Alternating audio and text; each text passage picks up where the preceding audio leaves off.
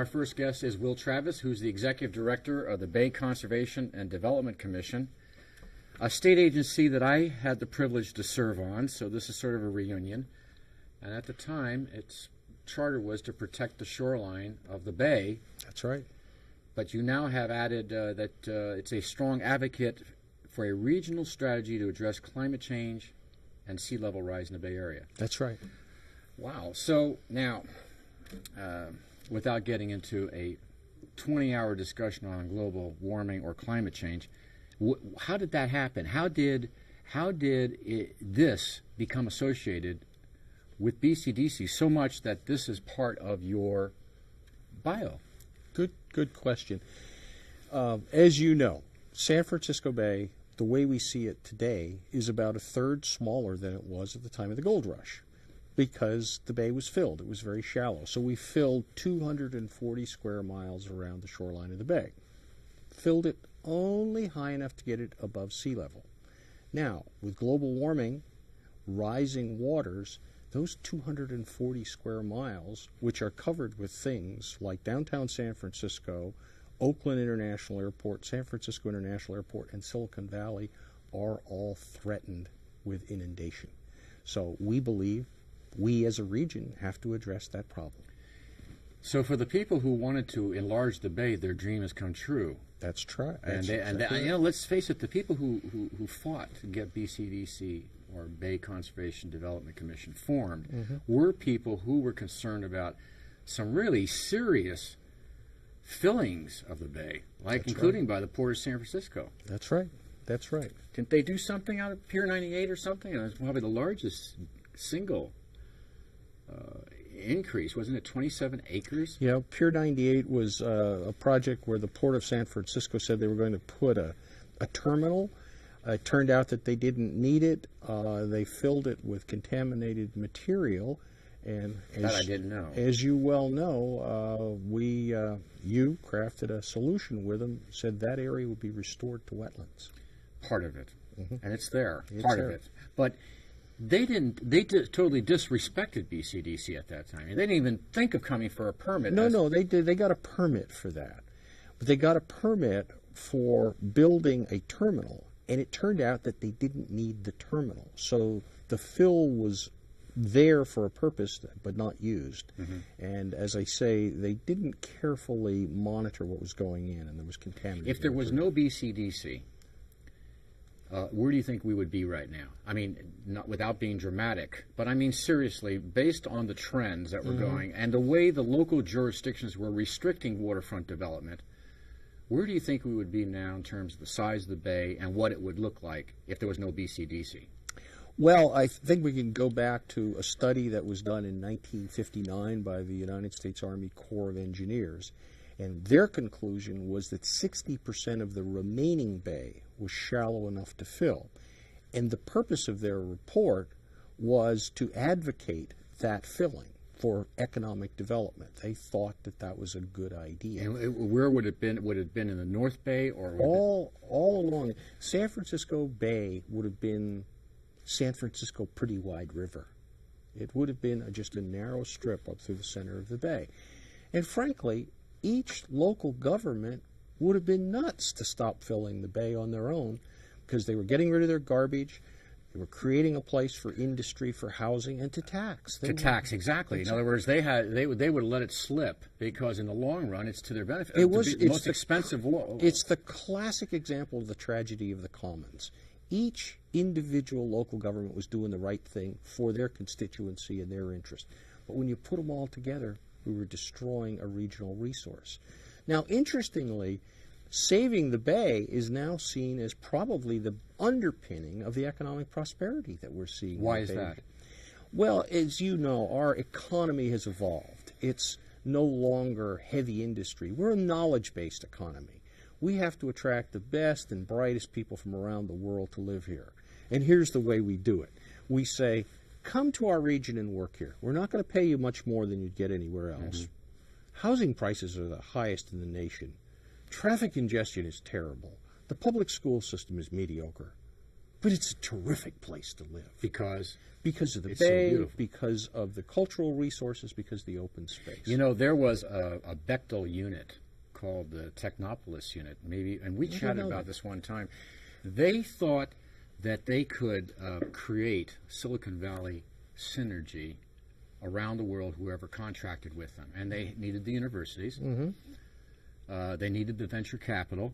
They needed a very well-educated workforce. But that fourth element is they needed the quality of life. Exactly. Now, that unit is no longer around because when they went to, and they did go to Japan and Korea, and they were hired to create these instant Silicon Valley replicants, but they didn't have that element you just talked about. And probably all the people in the unit wanted to live here in the Bay Area. So Probably. How do you, we're going to run out of time because I wanted to talk about the port a little bit. No, let's postpone that. Let's talk a little bit about the port. When we're talking about the development of the waterfront, we had a port commissioner on just recently. Now, I saw good signs in that you're going to allow possibly, or the state's going to allow possibly the Port of San Francisco to have some high-rises within that 100-foot boundary that you regulate down by AT&T Park, that project on Seawall 347 or something. 337, yes. Is that just a one-time possibility? I know it hasn't been approved yet, but is that a one-time possibility, or are you willing to give the port, because of its financial condition, more leeway on a couple of areas so they can finance public access, or is that really going to be a unique experience? Well, I think you have to look at the plan we've crafted with the port for the northern waterfront, which has been in place now for some 8 years. And we sat down with the port and said, what do you want? And they said, we need more flexibility. And they said, what do you want, BCDC? We said, well, we want more public access and a bigger bay. So we crafted a plan which essentially does that. They agreed to take out some derelict piers. They agreed to put some plazas in, and we gave them flexibility. And I think if you go along the waterfront between the AT&T Park and Fisherman's Wharf now, and you walk along there, or bicycle or streetcar or whatever you want to do, and if you could think back the way that was just 20 years ago, I think it's just a marvelous success. There's got to be 5,000 to 10,000 people now on a given week in a weekend, and not everything's developed. I mean, there's pockets, but there's still a lot of derelict piers. But it's just amazing the impact this has had. Well, I think what we did was sat down with the port, and we found where we had common interests, and worked on those common interests instead of looking where we had disagreements. But can you give them, because see, I understand that down where the southern part, the South Beach area, the neighbors are actually amenable to a possible office retail complex on one of the piers. So, and my theory is so that they now can get that public access, tear down all the other piers, moving on south. Can you go that far where you will stretch the height limits, stretch the use limits and restrictions that the charter provides, or is there a place where you can't go any farther? Well, first off, understand the height limits are not ours. Those come from the city of San Francisco. We encourage high-rise development on the waterfront. We always have, all around the bay. It's a misnomer that we have a 100-foot setback. We have 100 feet of jurisdiction. But we actually have policies in the Bay Plan that encourage high-density development. You're telling me that your state agency is willing to look at some development that is more commercial-oriented, as long as it has a public access? Oh, absolutely. Okay. Absolutely. Then, if that's the case, I hope the port's listening, and I hope the port commissioner's listening. I do want to take a few minutes to get into this third area. If it is your mandate to be the advocate for regional strategy, what do you do? This is on sea level rise. What do you do if you're trying to address that? What do you do about that? Very good question. What we think we need is a regional strategy for addressing it, because there are some areas, downtown San Francisco, the airports and so forth, they're simply too valuable. You can't let them go underwater. So we're going to have a series of levees, dikes, seawalls around them. There are other areas in the North and South Bay where we have vast salt pond expanses that are being converted to wetlands. Those are wonderful areas where we can allow wetlands to migrate inland and upland as seawater and sea levels come up. There's another whole opportunity of what we call resilient development. That is, how do you build along a shoreline that's going to move? And we're looking at exciting opportunities there, perhaps buildings that could be relocated, buildings that are built up higher. Are you already, excuse me, because we're running out of time, are you already requiring applicants who come to you with waterfront projects to build into their projects already the means to whatever feet that you think sea level is going to increase in the bay? Of course, it's going to be higher in the bay than out in the ocean, okay? But are you already requiring that kind of attention from developers? We are requiring them to pay attention to it. But our mandate, our whole purpose, was to deal with the fact that the bay was getting smaller. Yes. The fact that it's getting bigger is something that we have no mandate to address and no authority to do anything about. Oh, you don't? So in other words, the BCDC charter still is in place, and It's that is still in place. Public access. There's legislation going through right now that would give us the authority and responsibility to address sea level rise. And in that concept, does it require or encourage you now to look at people who want to develop along San Francisco or the Bay Area's waterfront?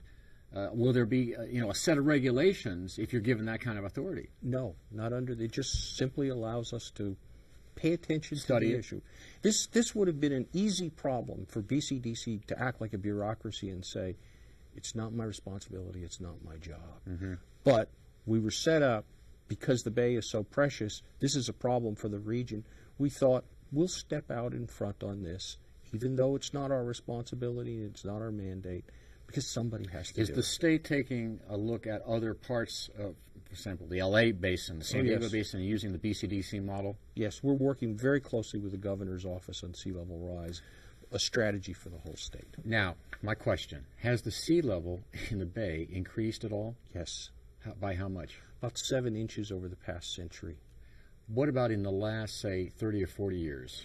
It's an interesting, if you look at the charts, it's actually kind of flattened out in the past 20 years. But if you look at it over a longer period of time, it's been going up approximately 7 inches a century. I have to, with 1 minute left and appropriately, there are many scientists that see global warming as a prelude to global cooling, which is why Time magazine suggested global cooling in a front page drawing an article only 25 years ago. There are some, of course, who don't know whether or not there is global warming, and then there's many who say there is. Okay. When do you decide that it's been confirmed absolutely that human endeavors in the last 30 years have caused that, when you go and start making regulations mandatory? 30 seconds. Well, as you know, if you ask a scientist, will the sun rise tomorrow, the scientist will say, well, based on the data thus far, there's a high likelihood, but we can't be absolutely certain. The consensus of the scientific community worldwide, there is that we are dealing with global. So you're operating under that assumption. If you I am not a scientist. No, but I am a consumer of science. BCDC would. Yes. Operate under that assumption Yes. if it had the authority from the state. It is not an assumption. It is a consensus of the scientific community worldwide. For another discussion, Will Travis, Executive Director of the San Francisco Bay Conservation Development Commission. Thanks for being with us. Thank you. We'll be right back. Stay with us.